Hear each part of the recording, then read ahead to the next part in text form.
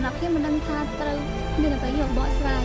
គ្រាន់តែដឹងថារវាងខ្ញុំនិងគាត់គឺផ្ដើមចេញពីមនុស្សពីរនាក់ដែលស្គាល់គ្នាតតែសោះគ្រប់ពេលដែលនាងខ្ញុំមិនសូវសប្បាយចិត្តគឺគាត់តែងតែព្យាយាមធ្វើឲ្យខ្ញុំញញឹមបានគ្រប់ពេលពេលវេលាបានធ្វើឲ្យយើងទាំងពីរផ្លាស់ប្ដូរគ្រប់យ៉ាងផ្លាស់ប្ដូរពីមិត្តធម្មតាមកក្លាយជាមិត្តយកចិត្តនឹងគូហើយមិនយូរប៉ុន្មានយើងក៏បានតាមតំណែងនេះទៅកាន់ប៉ាម៉ាក់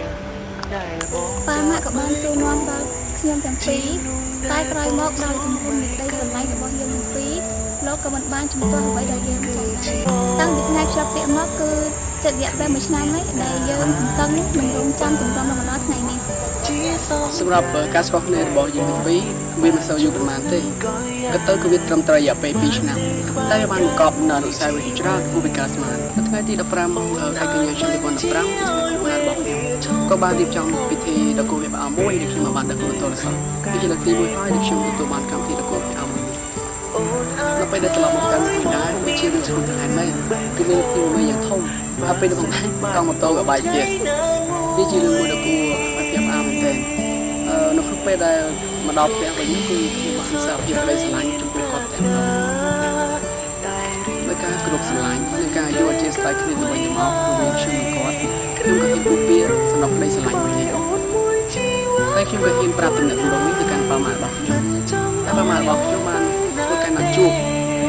ដល់ប៉ាម៉ាក់គាត់ប៉ុន្តែខ្ញុំចាំគឺថ្ងៃទី4មករាឆ្នាំ2016ដោយការយកចិត្ត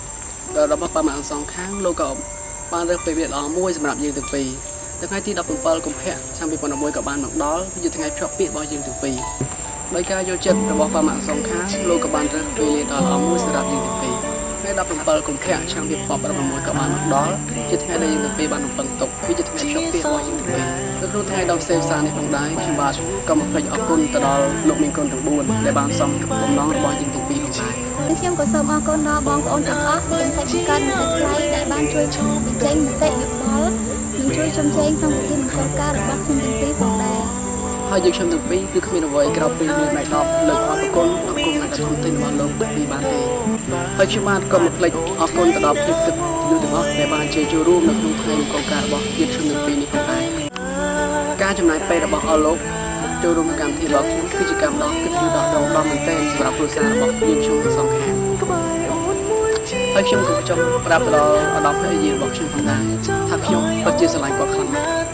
សម្រាប់ខ្ញុំមិនដឹងថាខ្ញុំមិនដឹងខ្ញុំស្រឡាញ់គាត់ប៉ុណ្ណាទេតែខ្ញុំគ្រាន់តែចង់ឲ្យអ្នកទាំងអស់គ្នាដឹងថាខ្ញុំពិតជាស្រឡាញ់គាត់ខ្លាំងណាស់ហើ